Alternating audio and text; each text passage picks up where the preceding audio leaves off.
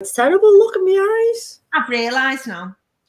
Good evening and welcome to Success in the City. My name's Helen Webster. I'm with the lovely Sandra Scott, and our fabulous guest today is me, Martin Tsang. Thanks for having me. Thank you, Mart, for coming on. And Mart is one of the most interesting people that we know who doesn't think that he's interesting. But you'll hear all about the amazing things that he does too. So, as we start off, we always shout out to the kids. Any little people who've done amazing things this week. San, any little people have done amazing things? Not that little, but 50. Well, all my kids have been brilliant this week, actually, I've been teaching. But Olivia today, who's 15, she's just 15. Oh, I forgot to say happy birthday to her. Olivia, happy birthday for yesterday, who's just 15. She, they have to prepare a speech in their school.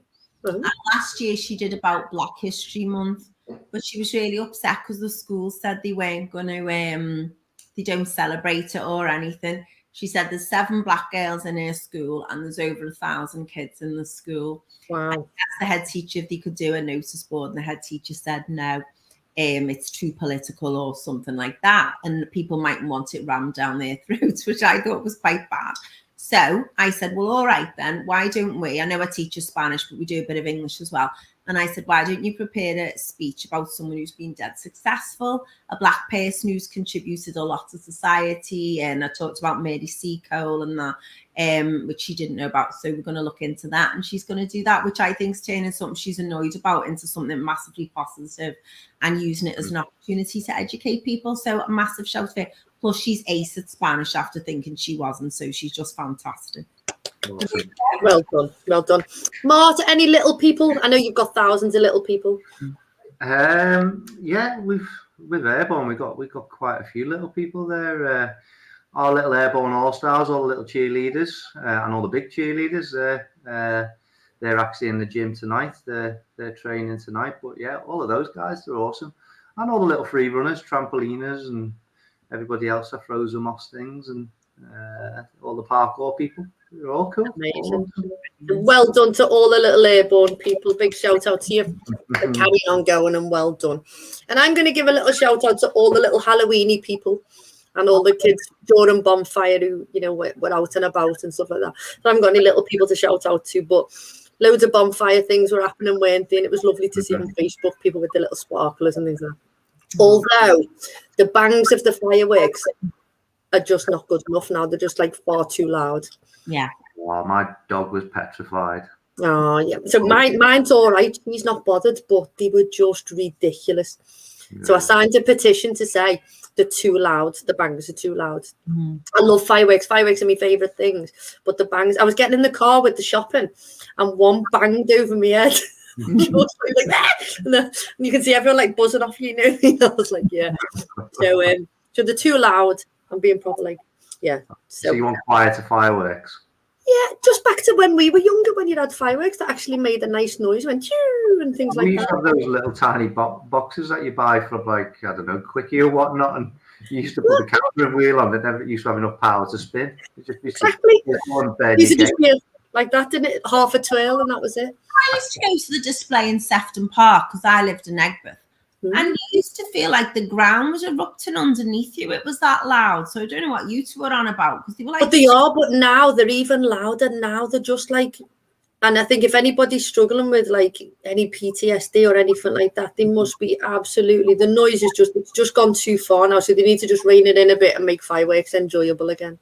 Well, the other thing is they go on for 24 hours either side of bonfire night as well. They just started on Thursday and they just kept going around the clock. So I took Ronan's girlfriend, because she's Italian, so she wanted to experience bonfire night. So I took her. There was a little display over in Liso, so I went over. Love it. Yeah. Yes, she did. She really enjoyed it. Yeah. So Morgan, my laddie, and his friend Morgan came in the other day, and they bought some fireworks to take down and do a little display with some of the mates. But some of these rockets that they had, they were like Scud missiles. I know. That was nearly as tall as me. Yeah. Oh, Stuart sent me a photograph and there was like a 5-foot rocket. I was like, he just strapped Thomas to it. He was like, oh. But they must be really expensive. Yeah, oh, Stuart loves fireworks. It's his favourite thing in the world. Is fireworks and fire. He's like a fire starter. I did see though on one of the Facebook groups, because I've got on all those bars, you know, the home built bars one, and this poor guy built his bar, and a stray firework had landed on it and burnt his pride and joy down. No. Yeah, it's not funny that. No. All that beer. Yeah, the beer should put it out. All the spirits would go up in flames, wouldn't they? Yeah. Anyway, success this week. What amazing thing has happened to you this week that you're going to share with everybody, San? Well, and normally I have little trivial things, but I am really excited this week because I've been okay to officially announce. So Ronan's joined the business, which I'm delighted about. In chat, when I say the business, I mean Chataway, not what we do with IP and Chataway. And Ronan is setting up a whole translation arm of the business. So we're officially, I've always done a few translations, but I've never promoted it. So he's out and about and he's going networking tomorrow, going to an event and promoting the business. So I'm really, really happy. He's got his business cards and everything. Oh, brilliant. He's doing translations through Chataway. So I'm quite excited. So we're recruiting a big register of translators, qualified translators. And then also we're expanding our tutoring network as well, which I look after. So that's all very good. So that's exciting. And of course, today's a great day because I went to Tranquility in town in Williamson Street and saw the lovely Bernadette and had my roots done. So I'm ecstatic. I was thinking your hair was very nice. Yeah, every other Wednesday again. What more do you want in life? It just makes me happy. How about you guys? And what's happened to you, Mart, this week? This week, it's been quite exciting actually. Not really for me, but my kids. So Morgan, my boy, he's just finished a commercial diving course down in Cornwall. So he got back a week or so ago. But he's been out doing his first diving jobs down in Swansea. Got a couple more coming up. And Aunt May, who's 18, she's just got an interview for Alder Hay. That's just come through today. Oh, brilliant. So that's for a physio assistant. So she's got an interview, which is great. She's not got the job, but it's the first step in. So no, fantastic. Everybody do this. Fingers round, all is sound to males. She'll get that. She's gorgeous. She'll get it. I hope so. To all the physios listening in Alder Hay, give her the job. Yes, gorgeous. So I've had some amazing Zoom meetings. Today I've had two today, and we're booked in to go to Manchester with Lou. We're booked in to go to a school to next week, and we're booked in to go to the Blackie in town, the community centre, the Blackie. We're going to go there in January, and also do a little bit of something over the Christmas period with the kids. And we are going to Archbishop Beck Tennis Centre on the 4th of December, which is going to be an open session, so people can come along and play and just have an experience of what Lou is all about. So, yeah, massively positive, which is great because things are starting to move, which is sometimes you work really hard, don't you, behind the scenes, and people don't realise what you do. They think that you just rock up and play on this game and stuff, but all the hard work that we've been doing. And so a shout out to Emmett and Beth and Jack, for supporting us as well, which is cool. So amazing. Good weeks for all of us. Brilliant. So we now play this or that. Okay. So Mart, I'm going to ask you, and Sandra will ask me and you this or that. Sandra, you want to go first? Do you want me to go first? I'll go first then. Okay, I'm going to get in before you do. Okay. Parkour. I know. I knew you were going to do that. Parkour or gymnastics? For me? Yeah, Mart. Parkour. I can't believe you've asked that, Sam. That my first one. Well, it's slightly different. My first one, so I'm going to say it anyway. And what was yours? I'll tell you in a minute. Okay. My answer would be, even though I've never done it, parkour, because I wanted to learn. Is it called the gorilla, where you put your hands on and your feet slide through first? A Kong vault. Yeah, a Kong vault. I want to learn how to do one of them. He's still a gorilla, isn't he? King Kong. He's a gorilla. King Kong, yeah. I want to learn how to do one of them because it just looks amazing. Cool. we'll have to do another trip to the academy. Definitely. We definitely need to book a trip to the academy. Defo, 100%. Okay. My first one was free running or trampolining. For me, free running is, yeah. I don't, you know what the kids do, what Morgan does, and some of the other guys on trampolines is absolutely amazing. Morgan's not the best, he does a lot of freestyle stuff, and he's not the tidiest, or he's not gymnastics trampoline sort of trained. But what some of those guys do on there is absolutely awesome. But they just scare me, trampolines. I think watching the guys on the floor doing parkour, free running, and doing the vaults, doing what they do down there. I know the guys on trampolines, they're trained to do it, and they know what to do. I just know from me bouncing around on there, my legs go up and down, and my arms flap a little bit when I jump on them. So I never feel totally in control. Not that I'm really good at free running parkour, and I can do all that, but at least I know my limits, and I'm not going to ping off somewhere and But you are an Olympic trained tumbling coach, aren't you? No, I'm a tumbling. Yeah, I used to train tumbling. Yeah, and I like tumbling, and I think getting the kids to do, or they're working towards certain tumble skills and stuff like that. That's like really rewarding for when I was actually teaching it. Yeah. I don't get a chance anymore. I'll leave it up to the guys in the academy. Me and my wife Jules, we both sort of step back a lot now, and we've got a great bunch of coaches. The directors in there, they're really good, and they're just they've got it all covered. And Jules is really busy in her day job, so but I am as well. We both felt we needed a little bit more time out. So great bunch of managers in there and staff. Well, I know, Martha, I delivered some training quite a few years ago now when I was at the ADHD Foundation about managing kids with ADHD, and I did this training to all the coaches in there, and it was ridiculous because they did everything already. They were just all amazing. How they were with the young people, you couldn't tell them anything because they did it. They were just. We're going to get onto all of that. Because I don't want to sort of diverse too much. Okay. So we're going to go with all this or that. Your second one, Sam. Sorry. Okay then. Theatre or cinema, Mart? Cinema. Ooh. Do love cinema. Theatre for me. What about you, Sam? Theatre for me. I love the cinema, but if I had to choose theatre. But the ticket price is reflected in that, isn't it, at the minute? The price of the theatre. But you do get all the action stuff in the cinema, don't you? But theatre. I love my little cinema just down the way. I live in New Brighton. We got the Light Cinema down there. I love that one. It's a lovely little cozy cinema. Amazing. I've never been there. Okay. So, chicken feet or frog's legs? I'm going frog's legs, although I did grow up,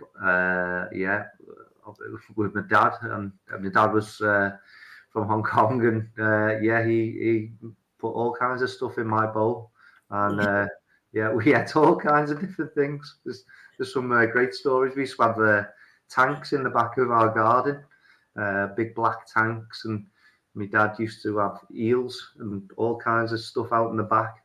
And when I was like 4 years old, he used to go, "Martin, you go out, catch me eel." So 4-year-old me used to come back in with eel wrapped around my arm. Like, I've got it. So chicken's feet and stuff, they're cool. I like them. Get them in the Thai pan all the time. But I do like frog legs. What about you, son? So I've pulled the tendons on chicken feet like you used to when you were a kid. My mum would get them in St. John's Market and go like that, and that was my entertainment for the day, like that, classy chow. Yeah, exactly. Yeah, pulled it, and the feet went like that. So we used to get them as kids. But in terms of eating them, I've never eaten a chicken's foot, but I have had frog's legs. Frog's legs are fine, so frog's legs. I'm going to take you for chicken's feet. So Martin, I'm vegan now. We went out for a B&I little power team meeting, and there was me and Sean and Mart, and I can't think who else was there. And Mart calls the waiter over and goes, and off he goes. And me and Sean are sat there, and he comes back with a bowl of chicken feet, and he goes, "Yeah, Sean, I've wanted." Sean's face was just like, it was just the funniest thing that I've ever. It was the best meal. I remember that. That was the best meal because you ordered off menu. Mark just ordered for us, and the food was brilliant, wasn't it? The food's amazing in the taipan, but not chicken feet for me. So I'd go frog's legs. Frog's legs. Have you had frog's legs, Hal? Yeah, I've had frog's legs. I had Chris, and they came out on the plate, and they were like just a proper little frog's leg. Like that, aren't they? And I was like, oh, that's like a little bit, but they were crispy frog's legs, and they do just taste like chicken. So yeah. So Morgan Boyd is listening in, and Morgan Boyd says, "Martin taught me to backflip." There you go. There you go. How cool is that? Okay, Sam, what's your last one? I just want to say about the frog's legs. You can buy them in France. They're literally in the frozen food section, and you buy them in a bag, just like you get like a bag of spinach. Like chicken nuggets. Yeah. Next to chicken nuggets, you got your frog's legs. You just take them home in France and cook them. When I stayed there, that's what I did, and I got them, and we had them for our tea. Yeah. Along with escargot snails, which I love. I like escargot. Oh, I love them. Absolutely. No. And what's your next one, Sam? Okay. Skiing holiday or climbing holiday? Ooh. So I've never, out of all the things I've done quite a lot of different sports and different things. I've never been skiing or snowboarding. I've been on artificial slopes and whatnot, but we've never done it. Me and Jules have, and the kids, and Morgan has. I never been, but I would like to go. Oh, you'd love I'm dead shocked. I thought you would have been a snowboarder, like I thought you'd be like, yeah, smash the snowboarding. Too cool. No, we before the kids came along for me and Jules and ruined everything.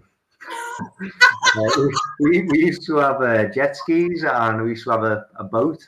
So we used to wakeboard, which is sort of like snowboarding behind the boat. So we used to have this big tower on the back of the boat that used to pull you along, and you had two big wakes. So you'd hit it and then do jumps and stuff.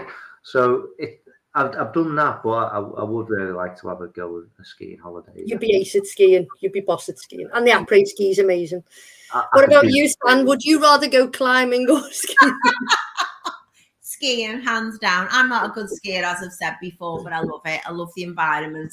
I love mountains and snow, and the après ski is fantastic. And it's just a really brilliant week. It's holiday. You know, you feel dead good afterwards and everything. Yeah, and I think I'd go ski. I love skiing, and although I would like to go, I'm not very good with heights, but I do like the thought of climbing. I'll walk up a mountain, but to actually like climb up it, I'm not very good with heights. I get a little bit like, so I couldn't do like the abseiling and all that sort of stuff. Also, no, I literally just before I was just sorting out my I've got a new coat by Jules bought me a new sort of outdoor coat. So I've got a backpack, so I was sorting out all my climbing and my ice gear. So I was clipping my ice axes on and my crampons all onto downstairs. Yeah, so I'll have to bring them in one day and show you them. Oh, defo, yeah. No, I'd be up for it. I would be up for it. Like, you know, as long as all the ropes and all that sort of stuff. And I know you're cool at all that sort of stuff. Nice. But I would I would love to do. Okay, my last one. Yeah. Paddle boarding or kayaking? Not. You know what? I love both of them. And I love them for two separate reasons. Paddleboarding is really cool. I'm not long, it must be about a year and a half ago. A friend of mine, really good, one of my best mates, Jason, he got me into sort of paddleboarding. And another one of my friends, Laura Martin, she instructs and she does it all. And I like that because there is a social aspect as you go out and do that. I like kayaking. Well, you guys have been in my blow kayak and whatnot. But me and Jules went up to Scotland and we went out with the dog. So my dog sits in the middle, Jules at the front, me at the back, and we just went out into. Boss is that? Yeah, it's absolutely amazing. So I can't choose between different occasions, different reasons. Yeah. Yeah. What about you, San? Well, now you're a seafaring woman. the fact that Martin got me kayaking is the miracle of this decade. And what a brilliant experience it was. It was absolutely fantastic. Paddleboarding. No. But now you've been kayaking, does paddleboarding appeal to you? Well, the thing is, it'd have to be that calm, because as soon as there was a bump or something, I'm like, I'd fall over obviously and end up in the dock. So I felt much safer kayaking. I don't know how I'd feel. I think that's stage 2 for you. You remember when you were young, you used to get badges with swimming. So you've done stage 1. And I didn't get those badges. That's what the issue is. Oh, right. Just lie on your back and you float. I sink, and they go, you can't sink. Everyone floats. No, they don't.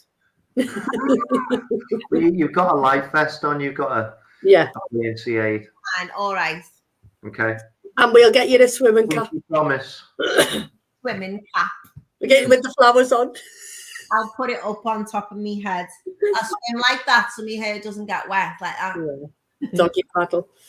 So I'm really fortunate that Mart took us kayaking, and so I didn't go in the kayak. I went on the paddleboard, and it was just the best thing ever, and I absolutely loved it. So I am massively grateful, and I do think I would love to become a proper paddleboarder and go off into like the wildy things and do a bit of paddleboarding. And when we went away for Rachel's birthday, I took a photograph of, there was a board, and you can paddleboard along, I can't even think what the river where we were, and you can do 100k paddleboard. Wow. So you paddleboard and then you camp, and then you paddleboard and you camp, and I thought that'd be boss, that. Yeah. So that could be something. There's a guy I know, Dave Knight. Another one of his friends, a guy, Mr. Woodhead. He's got all the, like the paddleboard and I forget what they're called now. There's one in New Brighton where they do all the wakeboarding. Oh yeah. But Dave Knight, he's done, I think it's 365 days of paddleboarding. So he's been out every day, and he's been doing it for mental health. Wow. So he's been raising money. So hats So off to that. Yeah, massive hats off to him. That's boss, isn't it? Amazing. Yeah. So now we know a little bit more about this or that. We're now going to find out loads about Mr. Martin Tsang. So Marty is one of the nicest guys that you'll ever meet in your life. And he doesn't think he's very interesting, but he really, really is interesting. And it was dead funny because Gary Miller was on our show, and Mark said, "Oh, what an interesting guy!" And I said, "Oh, you'll have to come on." He went, "Oh no, you don't want people like me." But he is like super interesting, done loads and loads of stuff, and we're just going to sort of, Jules is amazing, and the kids are amazing, and as a family unit, and the dog as well. As a family unit, you've done loads of amazing things for so many different people. Yeah, and so. It's like, I just want to hand it over to you about like who you are and how you got to where you are now, and then we'll just chip in and ask you little questions. Okay. A bit of luck, really, I think it was. So yeah, I'm Martin Tsang. I'm a plumber. I started off I'm a pipe fitter welder by trade. So I used to do all stainless steel hygienic pipe work. And my first boss, a guy called Andy Richardson, still a really, really good friend of mine. He basically taught me everything about work ethic and, just getting stuck in and getting a job done and whatnot. So I owe that dude a lot. He's a really, really nice guy. Still really good friends with him today. Came out of that and started doing plumbing. Business is a plum job. We fit bathrooms and wet rooms and stuff. And then in between all that, we've got Jules, who's my wife. She's basically the awesome one who keeps me out of trouble and makes sure I'm where I am when I'm supposed to be. And if I get parking fines, she's the one that tells me that I've got to pay them and get them sorted. And then I've got 2 kids, me and Jules. One's Maylin, she's 18, and then we've got Morgan, who's 20. But both of the kids are really, really good kids. Pain in the bum sometimes, but no, they're both really good kids. And the stuff that they sort of got themselves into sports-wise, we tried them in a load of different types of sports. We never really, we done the sort of football sort of stuff with them. We done, the karate and jiu-jitsu sort of thing, which they were good at, but we never really, pushed them in or I see it in Airborne, and going to different gyms all around the country and in America and different things. And there's a lot of parents that I feel want it more than the kids, if that makes sense. And I get the whole thing about sort of living your life through your kids, but sometimes I've seen it where parents have pushed kids into things and the kids have been really good, but the parents have been that pushy with it. It's made the kids resent doing what they're doing. Mm-hmm. Which has made the parents, even madder, if you like, because he spends a load of money. So the kids sort of found what they liked. May found, well, they both started off in gymnastics, which I thought was a really good footing, for where they started. And that was the early days with, we used to have New Brighton Gymnastics. We started with a friend of ours' daughter. And then it all sort of blew up from there with Airborne, meeting the young kids, young boys, really, it was, that were coming along. And the gymnastics thing, it seemed that they weren't able to get into the gyms as easy as the girls were. And half the time, the boys didn't want to be in sort of, leotards and whatnot. And, the free running parkour sort of scene was just starting to come out. My boy Morgan, he got right into that and was on YouTube, seeing all these amazing people. We're going back quite a few years. We're probably talking around about maybe 15 years ago. 14, 15 years ago, watching all these guys jumping around and doing these amazing skills and stuff. And Morgan was like, yeah, that's what I want to do. So it sort of grew from there. And then we started meeting like loads and loads of awesome people. We met the directors. One of the guys called Ryan Doyle, who was a Red Bull athlete for parkour and free running. So he went all over the world. Doing all kinds of cool videos and whatnot. So he was sort of a role model for Morgan, and another chap called Daniel Illebacker, who's from the Wirral. Mm-hmm. Both really, really nice lads. Liverpool, it's an amazing melting pot city. Mm-hmm. And as we know, it's a lot based around football. I mean, I love football myself, but I don't feel not every boy or girl likes football. And, Liverpool being a city, we've got two great teams, Liverpool, Everton. Not every child fits into that sort of bracket. And they needed something else. So I was starting to meet all these kids that were, they just didn't really know what to do with themselves, or they didn't have any direction. Gymnastics, football, it weren't their things, but they've seen groups of lads, on fields or in the city in St. John's Gardens doing flips. It's like, this is where I fit in. And it was amazing seeing these kids coming along and sort of, they were looking for this jigsaw, and they were the piece that was, where I slot in here.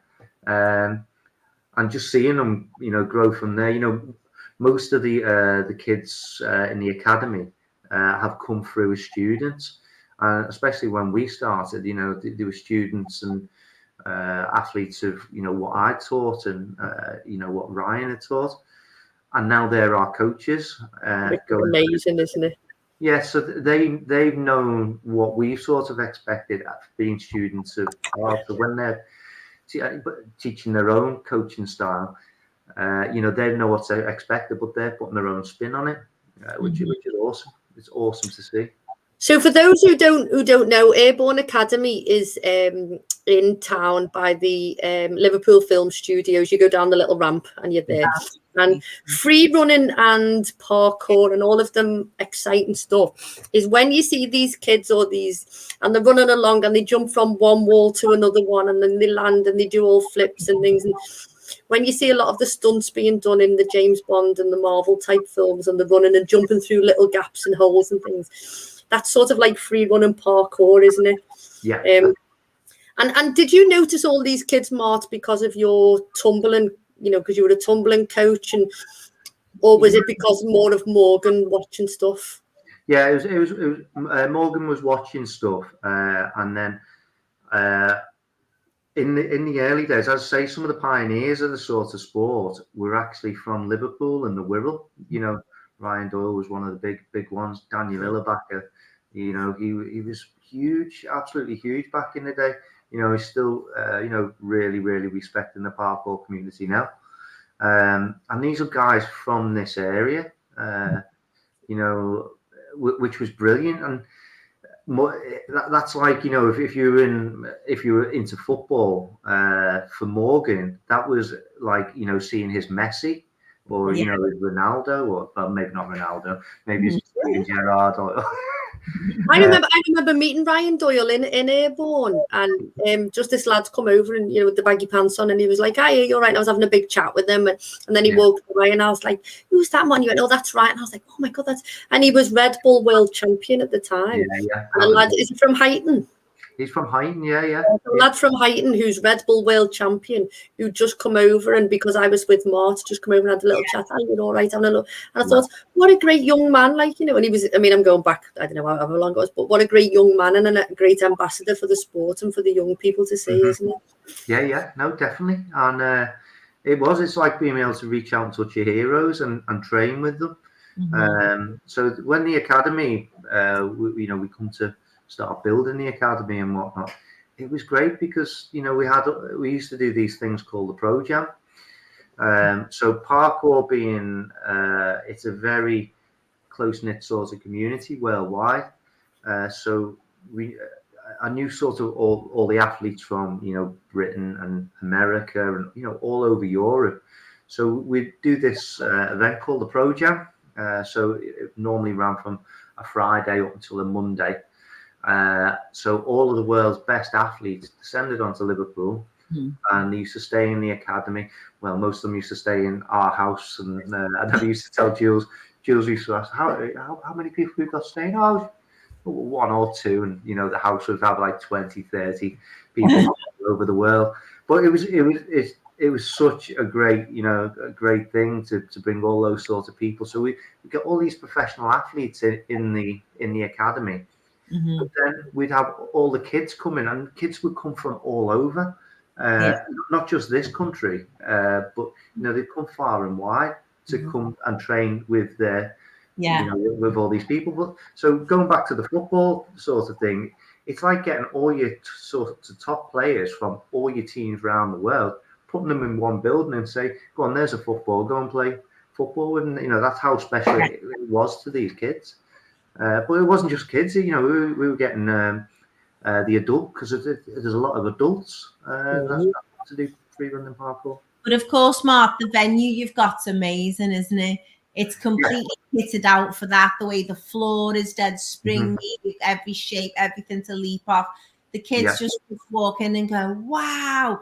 As I can imagine a young person into that the first time they see it, they must just think it's incredible. That was me when I walked in the first time. I was blown away. And you've got the Liverpool skyline, haven't you? On the wall, and you created Airborne, didn't you? And it was your vision of how it was laid out. It was collectively. So it was me and my wife. There's me and Jules, and then there was other directors such as Ryan Doyle, his brother Anthony.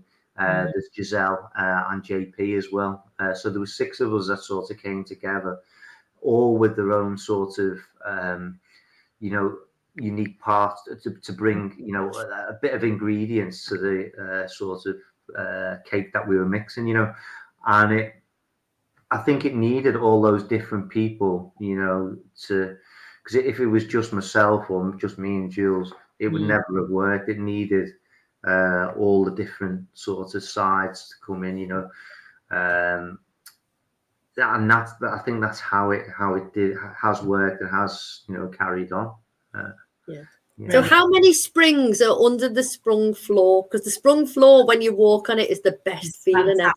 Yeah, I love that. There's around about 9,000. I think, isn't it? Yeah. And I was having a conversation with you last week about the sprung, because we were going to try and put Lou in there, and then get the kids running and flipping and throwing the balls at the same time, because I think it'd make a dead good video. But the floor springs with all of, but apparently if you stood in one place and you're jumping up and down on the other, you do get a bit of a tremor, don't you? And then you were telling me about this dead cool spring, weren't you, about the different levels of spring? So when we come to build the academy, it was sort of my job, in the sort of construction sort of thing, to sort of build the whole inside the academy. So you can actually there is a YouTube series called Ryan Doyle Raise the Roof, and it's a 6-part series of when we get the keys to an empty unit to us open the door. So there's basically me, and I start off all not happy and nice, but 8 weeks in, when kids are swinging off things that aren't actually screwed to the wall and stuff, and you just see me going grayer and grayer and more moving, which is a great thing to watch. So that's Ryan Doyle Raise the Roof. So yeah, it was sort of everything inside of there we sort of built, even down to the springs and the floor and whatnot. So a guy, Jean Christophe, is a really good friend of mine from Tracks 2000.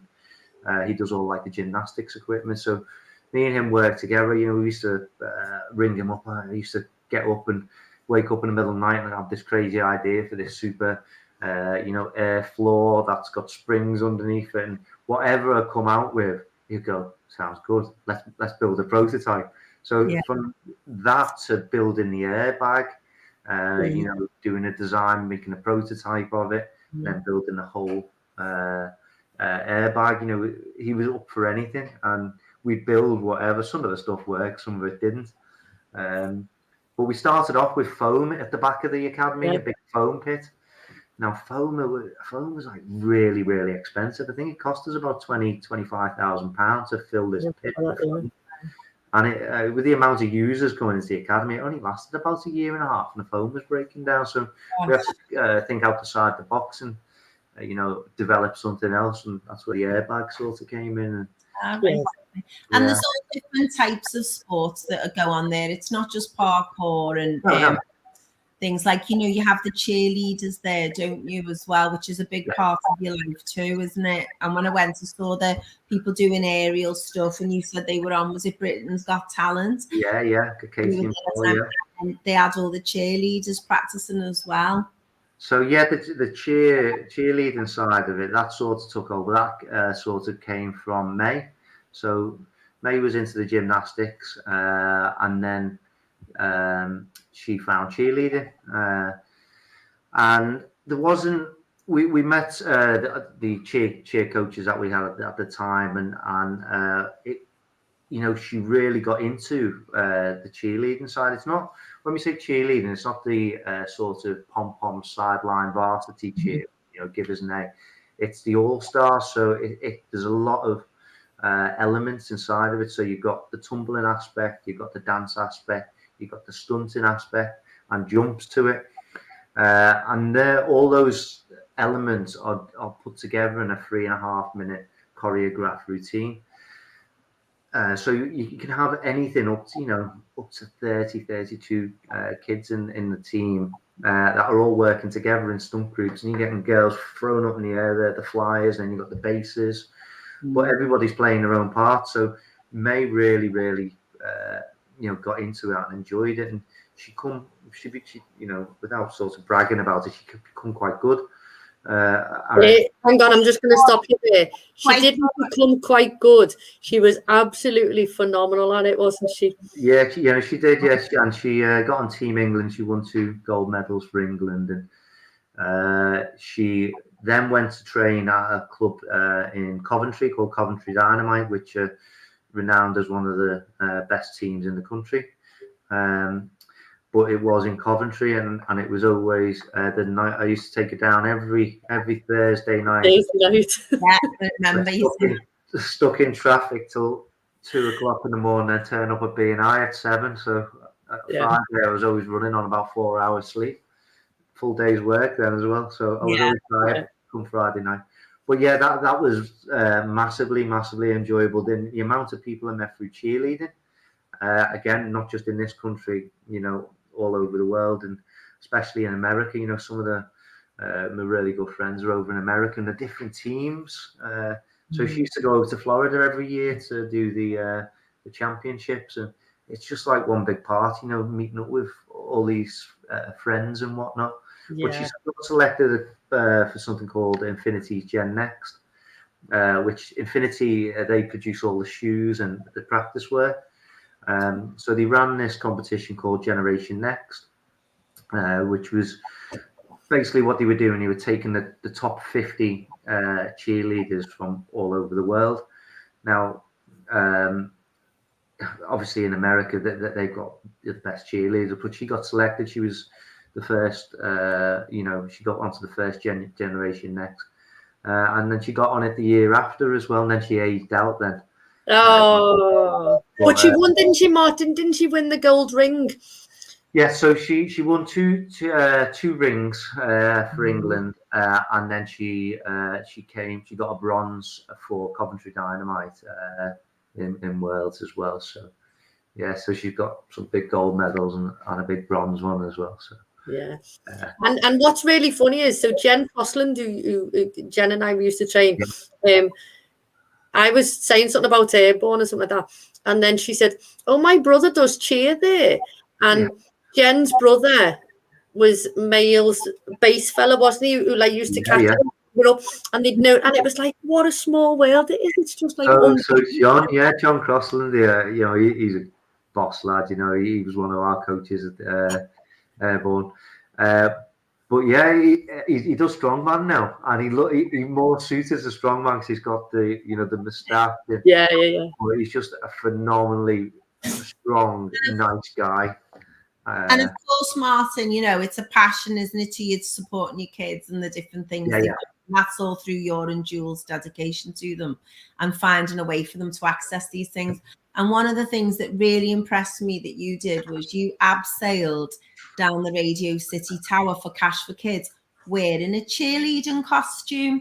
And you said, and I thought you were joking. And then next minute you had it on and you were like, and you went slower, didn't you? Because there was another chap there who was quite scared, and so you helped him, and then it started raining, and you thought, nah, and you just dropped down the top, didn't you? That was Tom, that uniform that I had on, I don't think my groin's still not recovered from that.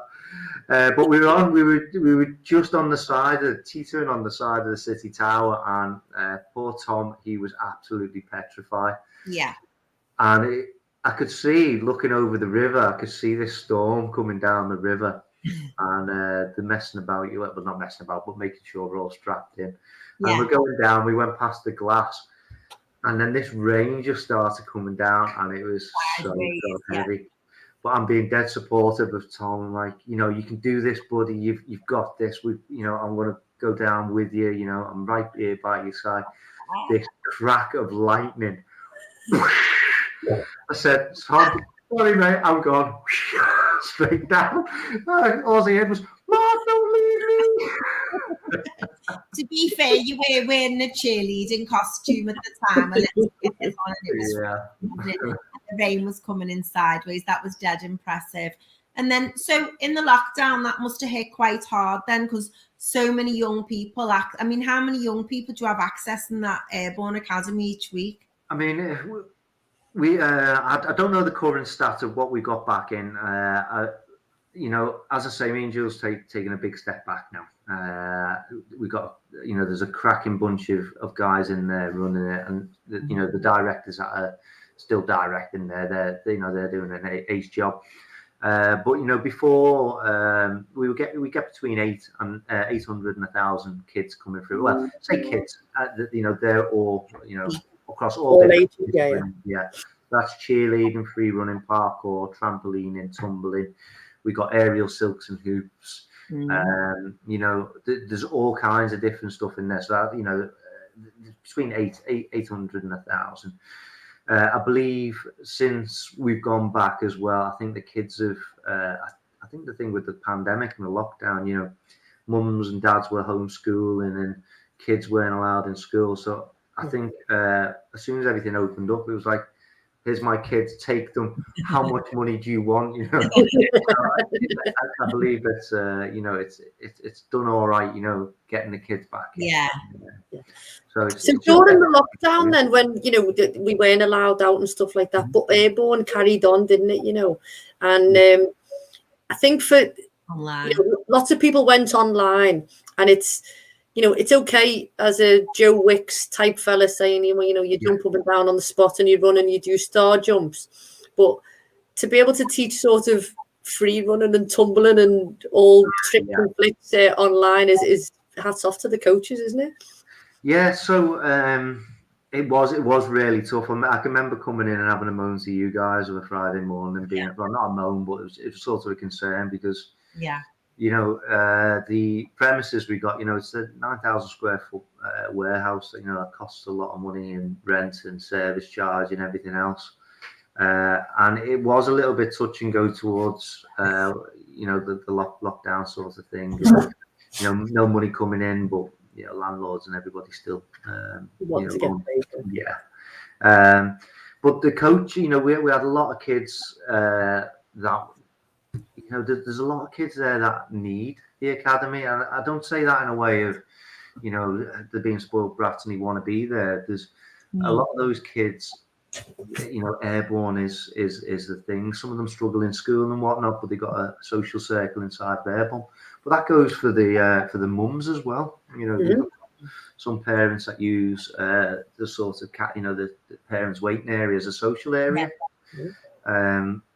A lot of the time, you know, I was in the academy day to day with the cheerleading side of things. You know, I was sort of like a big brother to some of the kids, and you know, listening to different problems, and also you know, with some of the parents as well. There's lots of the kids who access, you know, might have like a challenging behaviour, or you know, need to be able to vent off a bit of, you know, steam and stuff like that.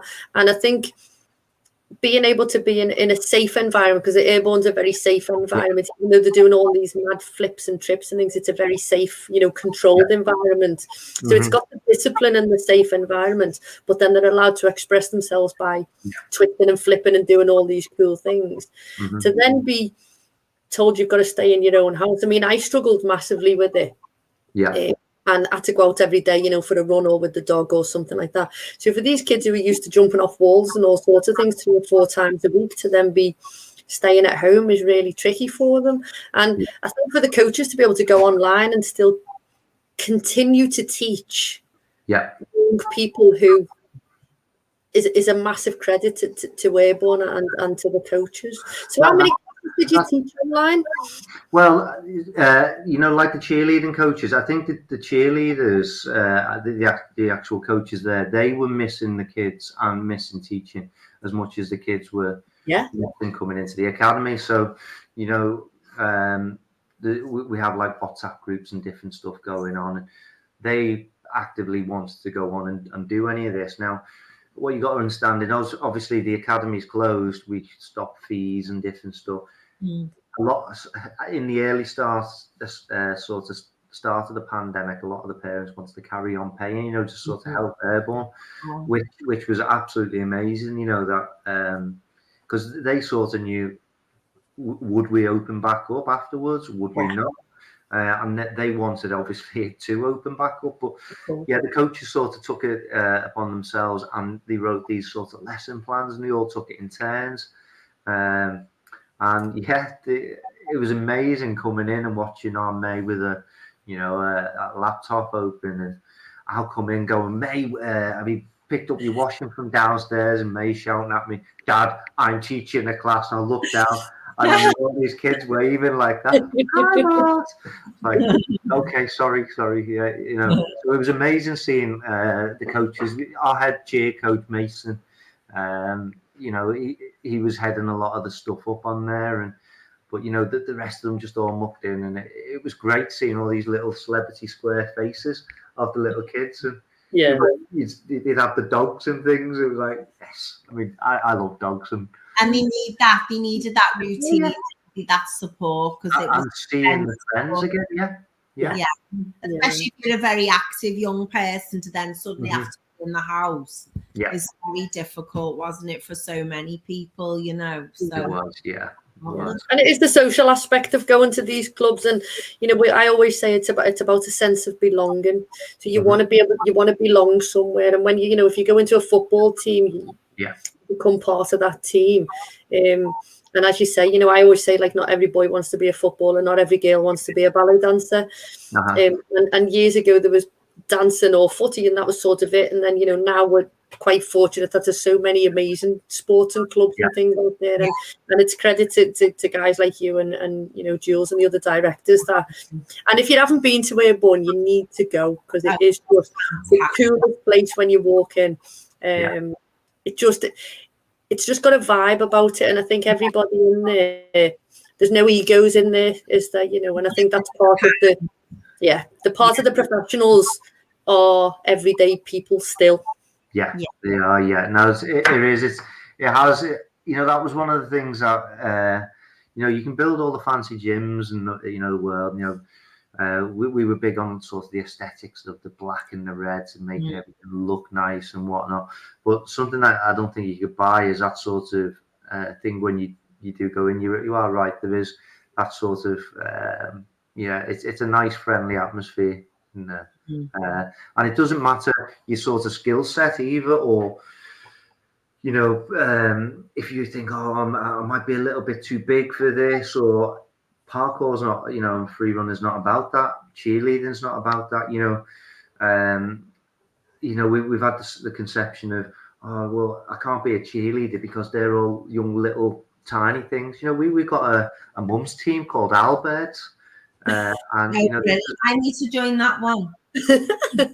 It's mums of the team, and we got our cheer coach is a lady called Sarah Hall, who's been in cheerleading, I think, since it started, and she just loves coaching. She comes all the way from Manchester every week, and these mums are just the craziest, wildest, funniest mums you've ever seen. But they go to the competitions with the kids and compete. Oh, amazing! That's fab. You know, some people might think that's a little bit weird or funny, but you know, the laughs that these women have, you know, I think you need a little Netflix docu-series on that. Little Netflix docu-series going on about the Albert cheerleading group, which is cool. There was talk about it, and they were asking me, because I ran out and got a lot of sponsorship, you know, in the early days with a lot of the directors in the academy, because we saw sponsored by Red Bull and Futsal and GoPro. So they wanted me to go and approach Tenor Lady for them to sponsor the Albeds. That's amazing. That's a good Why not? show, isn't it? Because it will promote their business. Tenor Lady. Amazing. Why not? That'd be the coolest advert that they've ever made. Yeah, I don't know. I bet you'd be up for that. I bet you'd be well up for that. Yeah. So, considering Martin's not a very interesting guest and he couldn't talk about anything, he's just ace. But we are going to have to just move on to other things. And I think we could have probably spoke for another 27 hours because we haven't covered everything that you do.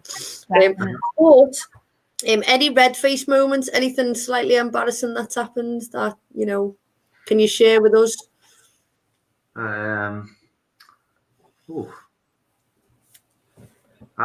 do lots of stupid stuff on a daily. Half the stupid stuff that I do on a daily, I don't even realise I'm doing it until Jules tells me I'm doing it. I can't think offhand, but I remember there's one time that I've not long met Jules actually. I'm driving along in my car, and this car flashing like mad with this bunch of lads in it. I was like, what's their problem? What's their problem? So I stopped the car and get out. Like, you know, what's the matter? What's up with you? He goes, you haven't got your lights on, mate. I have to walk back to the car. I was like, That happened to me. I was waving to everyone thinking, look at me, I'm dead popular with all these people flashing. You didn't have your lights. No. And then you're like that. Oh, that's why they're flashing. Yeah. What about you, Sam? Anything embarrassing happened? Not too bad this week. Nothing massively humiliating, but did go to get these chaps to collect a load of furniture for me, bedroom furniture and a washing machine. And they came without the washing machine. And I was like, where's the washing machine? Which I'd been looking forward to. So that's that, but not too bad. But that's not red faced. So no, much. I think I'm cool this week as well. Oh so God. we're gonna move. I know what's going on. Yeah, that's insane, isn't it? Shout out to the grown-ups. What grown-ups have done amazing things this week? San, any grown-ups for you? Yeah, 100%. I'm giving a shout out to you and our own, because the people who moved the wardrobes left them in my hall. And we couldn't get past. Well, I could get past, but I was concerned other people mightn't be. And I've got me sister from Scotland, my half sister from Scotland's coming to stay with me, which I'm really excited about for a few days. And I thought, well, I don't want those wardrobes in the hall when she gets here. And you, Andrew, the flat pack queen of the world, and our own, pulled apart the wardrobes and got them upstairs, which those people said could never happen. So I'm delighted. So they were just lazy, just saying. Pardon? They were just lazy, the people who brought the furniture. But anyway, yes, moving swiftly on. So I'm going to give a shout out to my Auntie Beryl and my Uncle Ron. So I should have been coming over last week, and they were a little bit, Auntie Beryl was a bit poorly, so they couldn't make it. So I went over on Sunday to see how they were. And our office is a vinyl only office. So he said, when I went over, he said, I've dug out some vinyl for you. And I was like, okay. Anyway, I got about 25 records, and I took a photograph of every single one and put them on Facebook today. And My Fair Lady soundtrack, which is one of my all-time favourite films. So I've had that on in the office today, and everyone, they just been like, what the hell? I'll be having it on in the morning, Helen, when I'm in with them. There's loads. There's like Matt Monroe, there's Dean Martin, there's Frank Sinatra. I'll have My Fair Lady on. I had a bit of Ella Fitzgerald on, and it was just amazing. Who are all these people? I know. Everyone else would be the same, Mart. Who? What? Any shout out to the grown-ups for you, Mart? Yeah, I'm going to give our new academy manager, Emma Trainer, a shout out. So Emma was one of our cheerleading coaches. She was one of our cheerleading students, and she's come through. And now she's our academy manager. So she started last week. So I'm wishing her all the best of luck, and I'm sure she's just going to smash it. So she's got so many.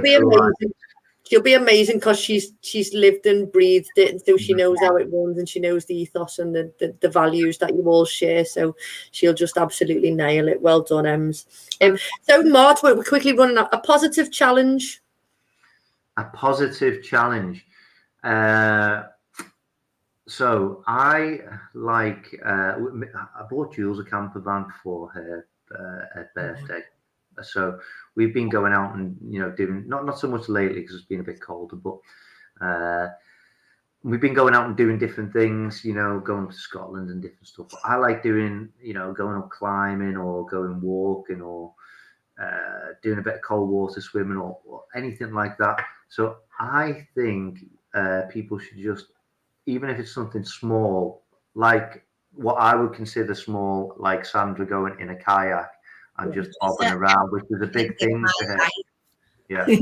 So try and do something a little bit, that scares you a little bit. Challenge yourself. Challenge yourself.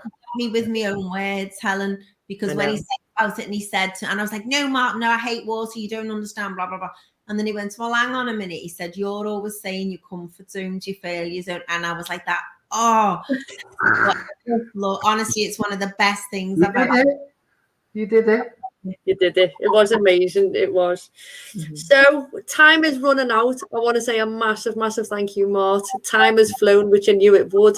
You're an amazing guest, an amazing human being. Everybody get down to Airborne because it is an amazing place. And Sandra, you've been amazing as ever. And Mart is going to give us our closing quote that he lives by every day. Go on. So you asked me this before in the sort of, I live by if you can't win, cheat. Jules will tell you the same. That is my that's my mantra. If you can't win, cheat. Which is amazing. And on that note, we're going to say thank you very much to everybody. Have a great week, and we'll see you all next week. All right, thanks, ladies. I know. Bye.